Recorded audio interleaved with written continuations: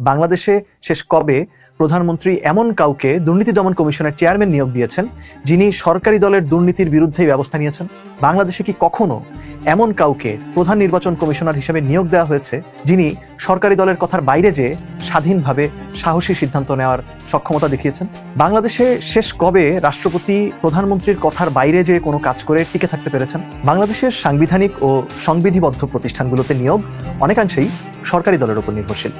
এই প্রতিষ্ঠানগুলোর মধ্যে রয়েছে নির্বাচন কমিশন, সরকারি কর্ম কমিশন বা পিএসসি, মহা হিসাব নিরীক্ষক ও নিয়ন্ত্রক, দুর্নীতি দমন কমিশন এবং জাতীয় মানবাধিকার কমিশন।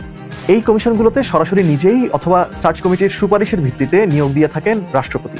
শুনে মনে হতে পারে রাষ্ট্রপতি এক্ষেত্রে মূল ক্ষমতাধর, কিন্তু নেপথ্যে থেকে কলকাঠি নাড়েন প্রধানমন্ত্রী। কারণ বাংলাদেশের সংবিধানের ৪৮-এর ৩ অনুচ্ছেদ অনুযায়ী প্রধানমন্ত্রী ও প্রধান বিচারপতি নিয়োগ বাদে অন্যান্য সকল ক্ষেত্রে রাষ্ট্রপতি প্রধানমন্ত্রীর পরামর্শ অনুযায়ী কাজ করেন। অর্থাৎ এই প্রতিষ্ঠানগুলোতে মূলত প্রধানমন্ত্রী নিয়োগ দিয়ে থাকেন। এই প্রতিষ্ঠানগুলোর কাজে নির্বাচন কমিশনের কাজ সকল পক্ষের জন্য একটা লেভেল প্লেইং ফিল্ড নিশ্চিত করে সুষ্ঠু ও নিরপেক্ষ নির্বাচন আয়োজন করা। নির্বাচন কমিশনারদের কাজ অনেকটা ফুটবলের রেফারি বা ক্রিকেটের আম্পায়ারদের মতো।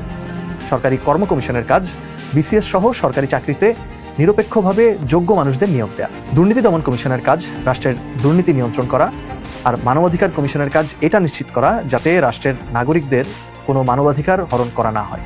আর মহা হিসাব নিরীক্ষক ও নিয়ন্ত্রক রাষ্ট্রীয় ব্যয়ের স্বচ্ছতা ও জবাবদিহিতা নিশ্চিতে কাজ করে। কিন্তু আমরা দেখেছি বিগত দিনগুলোতে এই প্রতিষ্ঠানগুলো অকার্যকর থেকে গেছে। গুম, খুন, রাষ্ট্রীয় বাহিনীর হেফাজতে নির্যাতন, বড় বড় প্রকল্পে দুর্নীতি, এসব ক্ষেত্রে এই প্রতিষ্ঠানগুলো তাদের প্রত্যাশিত ভূমিকা রাখেনি। বরং আমরা দেখেছি রাজনৈতিক প্রতিপক্ষকে দমনের জন্যই এই প্রতিষ্ঠানগুলোকে ব্যবহার করা হয়েছে। আর এই ব্যবহারটা করা গেছে তার কারণ হচ্ছে এই প্রতিষ্ঠানগুলোর নিয়োগকর্তা ছিলেন প্রধানমন্ত্রী। বাংলাদেশের রাজনৈতিক সংকটের মূল কারণ সকলের কাছে গ্রহণযোগ্য নির্বাচনের মাধ্যমে ক্ষমতা হস্তান্তর না হওয়া। অধিকাংশ ক্ষেত্রেই রাজনৈতিক দলগুলো ক্ষমতা কুক্ষিগত করার চেষ্টা করেছে, যাতে সহযোগীর ভূমিকা পালন করেছে আজ্ঞাবহ নির্বাচন কমিশনাররা। যেমনটা আমরা দেখেছি 2014, 2018 ও 2024 সালের নির্বাচনে। তাহলে এই সমস্যার সমাধান কি হতে পারে?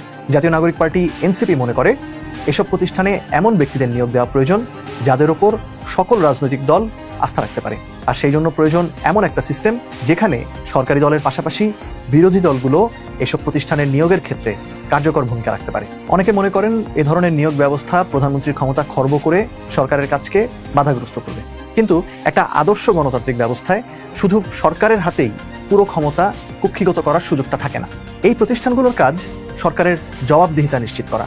আর প্রধানমন্ত্রী যদি এই প্রতিষ্ঠানগুলোতে নিয়োগের ক্ষেত্রে মূল ভূমিকা রাখেন, তাহলে এই প্রতিষ্ঠানগুলোর নিরপেক্ষতা নিয়ে সবসময়ই প্রশ্ন থেকে যাবে। তাই আমরা চাই এমন একটা সিস্টেম যেখানে এক ব্যক্তির হাতেই সকল ক্ষমতা কুক্ষিগত থাকবে না।